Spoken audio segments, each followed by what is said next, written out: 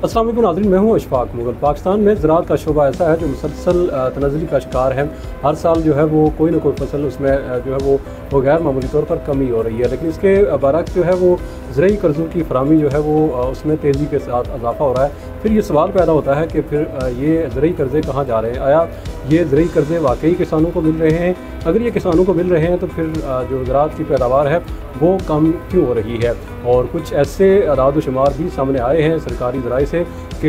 ये जो ज़रई कर्ज़े हैं उन इलाकों में तकसीम हुए हैं जहाँ ज़राअत नाम की कोई चीज़ नहीं है। और उनमें से एक जो इलाका है उसका नाम है कराची और दूसरा लाहौर, फैसलाबाद और इसी तरह के कुछ और शहर भी, इस्लामाबाद, जहाँ ये ऐसे शहर हैं जिनका ज़राअत से कोई लेना देना नहीं है, लेकिन इसके बावजूद ज़रई कर्ज़े यहाँ तकसीम हुए हैं। आज के इस व्लॉग में हम बात करेंगे कि ये ज़रई कर्ज़े इन शहरों में क्यों तकसीम किए गए और इसकी क्या वजह है, और क्या ये जो हुकूमत कहती है कि वो ज़रई कर्ज़ों में गैर मामूली तौर पर इजाफ़ा हो रहा है, तो फिर वाकई हक़दारों को ये ज़रई कर्ज़े मिल रहे हैं या फिर किसी और को मिल रहे हैं। लेकिन इससे पहले अगर आपने हमारा न्यूज़ चैनल सब्सक्राइब नहीं किया तो इसको सब्सक्राइब कर लें ताकि आपको मईशत और सियासत के बारे में बर वक्त ख़बरें और तजिए मिलते रहें।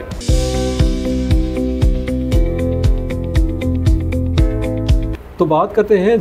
ज़रई कर्ज़ों के हवाले से। गुज़श्ता 3 साल के दौरान अगर हम बात करें तो कोई ना कोई फसल जो है उसमें हम देखते हैं कि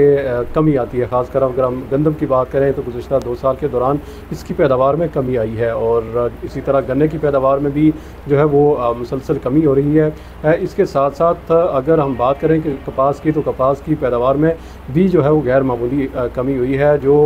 पाकिस्तान जो है वो तकरीबन 15 मिलियन बेल्स जो है वो पैदा करता था, अब जो है वो 5 मिलियन बेल से भी कम जो है वो पैदा कर रहा है। लेकिन इसके बावजूद अगर हम देखें कि ज़रई कर्ज़ों में की फराहमी में बड़ी तेज़ी के साथ इजाफ़ा हुआ है और ये ज़रई कर्ज़े न सिर्फ ज़रई तरक्याती बैंक फराहम कर रहा है बल्कि तमाम कमर्शियल बैंक भी जो है वो फराहम कर रहे हैं। और अगर ये ज़रई कर्ज़ों में मुसलसल अगर इजाफ़ा हो रहा है तो फिर ये ज़रूरी था कि ज़राअत की पैदावार में भी इजाफ़ा होता, ज़राअत का जो GDP में जो हिस्सा है उसमें भी इजाफ़ा होता, हम उस लिहाज से खुद कफ़ील भी होते। जो ज़रई पैदावार से या ज़रई अजनास की पैदावार के हवाले से हमने जो खुद कफ़ालत का भी सफ़र जो है वो तय करना था। लेकिन हम देख रहे हैं कि एक जानिब ज़रई कर्ज़ों में जो तसलसल के साथ इजाफ़ा हो रहा है, लेकिन दूसरी तरफ उसका फ़ायदा हमें नज़र नहीं आ रहा। और ये देखने में आ रहा है कि अगर एक अरसे में अगर 1200 या 1300 अरब रुपए के हिसाब से अगर यानी एक ज़रई यानी हमारी पैदावार उतनी थी, तो आज अगर हम 2600 अरब रुपए के करीब पहुंच चुके हैं तो ज़रई पैदावार हमारी कम हुई है। और उसकी जो वजूहात मुख्तलिफ़ किस्म की बताई जाती हैं, लेकिन जो अदाद व शुमार आए हैं ख़ासकर स्टेट बैंक की जानिब से वो बड़े हैरान कुन हैं और परेशान कुन हैं। और ख़ासकर ये जो हुकूमत की में बैठे जो पॉलिसी साज हैं उनके लिए एक बड़ा अलामा फ़िक्रिया है कि जो ज़रई कर्ज़ा आप ये कहते हैं कि हम कामयाबी के साथ इसको फरावानी इसमें लाने में कामयाब हुए हैं, वो लगता है कि वो हक़दार जो किसान हैं उन तक नहीं पहुंच रहा। और उसकी जो मिसाल है कि कराची, लाहौर, फैसलाबाद, इस्लामाबाद और हैदराबाद ऐसे शहर हैं कि बड़ी यानी खरबों रुपए जो है वो इसमें इस शहरी इलाकों में ज़रई कर्ज़े की मद में दिए गए हैं जहाँ ज़राअत का कोई ताल्लुक़ नहीं है। तो इसका मतलब यह है कि ज़रई कर्ज़ा कहीं और इस्तेमाल हो रहा है। और कुछ लोग ये कह रहे हैं कि शायद जो ज़रई कर्ज़े के नाम पर जो शायद ये इंडस्ट्री की तरफ ये पैसा जा रहा है या एक्सपोर्ट इंपोर्ट करने वाले जो ताजर हैं वो इस्तेमाल कर रहे हैं, यानी जो एग्रीकल्चर लोन है यानी ज़रई कर्ज़े हैं वो गैर ज़रई जो मकासद के लिए इस्तेमाल हो रहे हैं। और इसको देखने वाला और इसकी रोकथाम करने के हवाले से कोई इक़दाम अभी तक सामने नहीं आए। अगर हम स्टेट बैंक की यानी बात करें जो रेगुलेटर है तमाम बैंक्स का, तो वो भी पूछने को तैयार नहीं है कि ये कर्ज़े जो ज़रई कर्ज़े थे, किसानों की अमानत थे, किसानों पर जो इसका हक़ था वो गैर किसानों को क्यों दिया गया है। और ना ही वफाकी हुकूमत की जानिब से ये ऐसा पूछा गया और कि ये ऐसा क्यों हो रहा है कि ज़रई कर्ज़े नॉन जो एग्रीकल्चर जो पर्पज़ के लिए क्यों इस्तेमाल हो रहे हैं। जो डाटा हमें मिला है उसके मुताबिक गुज़श्ता माली साल के दौरान कराची में ज़रई और फार्म के हवाले से जो कर्ज़ा तकसीम हुआ है वो तकरीबन 125 अरब रुपये से ज़ायद, तकरीबन 126 अरब रुपये से ज़ायद कर्ज़ा जो है कराची के अंदर तकसीम हुआ है। इनमें से ये बताया गया है कि ज़रूरी कर्ज़ा लेने वालों यानी ज़राअत के नाम पर जो जिन लोगों ने कर्ज़ा लिया उनकी तादाद 3048 थी और इन्होंने 48 अरब 77 करोड़ रुपए का कर्ज़ा लिया है, जबकि जो एग्री फॉर्म के लिए जो है तकरीबन 78.5 अरब रुपए का कर्ज़ा जो है एक साल में कराची के लोगों ने तकरीबन 3501 लोगों ने ये कर्ज़ा लिया है। तो ये कराची के अंदर अगर कोई बंदा कर्ज़ा ले रहा है तो ये सेंस बनती है कि वो कम अज़ कम यानी ज़रूरी मकासद के लिए इस्तेमाल तो नहीं हुआ होगा। फिर हम बात करें लाहौर की, लाहौर डिस्ट्रिक्ट की बात करें तो लाहौर डिस्ट्रिक्ट के अंदर कोई ज़राअत ऐसी यानी ज़रूरी यानी ज़मीन नहीं है, लेकिन इसके बावजूद वहाँ 6242 लोग ऐसे हैं जिन्होंने तकरीबन 37 अरब रुपए का ज़रूरी कर्ज़ा लिया, जबकि एग्री फॉर्म के लिए जो है वो तकरीबन 8438 लोगों ने 118 अरब रुपए का कर्ज़ा लिया। यानी एक गैर मामूली रकम जो है वो इन दो शहरों में यानी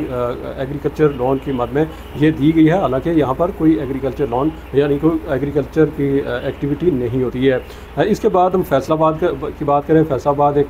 तजारती शहर है और सनती शहर है, लेकिन यहाँ पर भी जो है वो ज़रूरी कर्ज़े तकसीम हुए हैं और ये बताया गया है कि 21,900 अफराद ने तकरीबन 45 अरब रुपये का जो ज़रूरी कर्ज़ा लिया है, जबकि एग्री फॉर्म की मद में 17,396 लोगों ने तकरीबन 36.5 अरब रुपये का कर्ज़ा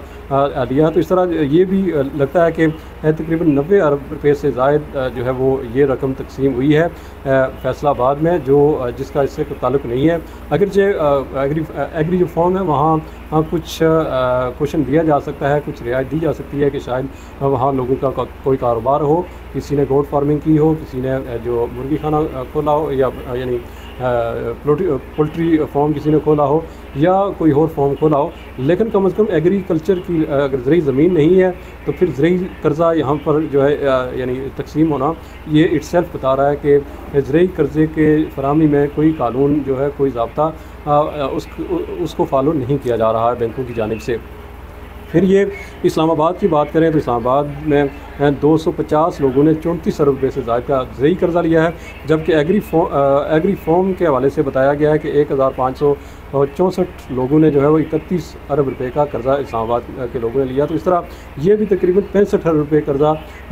65 अरब रुपये की रकम जो है इस्लामाबाद में तकसीम हुई है और यहाँ पर भी एग्री ज़रूरी ज़मीन उस तरह की नहीं है। और बात करें हैदराबाद की तो हैदराबाद में भी जो है वो ये सूरत हाल है कि तकरीबन 50 अरब रुपये से ज़ायद यहाँ एग्रीकल्चर लोन तकसीम हुआ है और इस हवाले से बताया गया कि एग्रीकल्चर जो लोन के मद में लोगों 5420 अफराद ने तकरीबन 47 अरब रुपये का कर्ज़ा लिया, जबकि एग्री फॉर्म की मद में 4148 लोगों ने तकरीबन 5 अरब 72 करोड़ रुपये का कर्ज़ा लिया। तो ये सूरत हाल है कि जिस शोबे को उठाएं वहाँ करप्शन आपको नज़र आएगी, वहाँ जो हकदार को हक नहीं मिलेगा। और ये जो ज़रूरी कर्ज़ा जिस पर हुकूमत कहती है कि हम ज़रूरी कर्ज़े में बड़ी जो है वो प्रोग्रेस हमने दिखाई है और किसानों को कर्ज़े दिए जा रहे हैं, लेकिन सवाल ये है कि ये जिन लोगों को कर्ज़े दिए गए ये किसान हैं भी या नहीं है, या किसानों के नाम पर जो है वो इंडस्ट्रियलिस्ट लोग ले गए या जो इंपोर्टर एक्सपोर्टर है वो ले गए या कोई कमर्शियल जो लोग कारोबार करते हैं वो ले गए या कौन लोग ले गया, लेकिन कम अज़ कम जिसका ये हक बनता था उसको नहीं मिला। और ये जो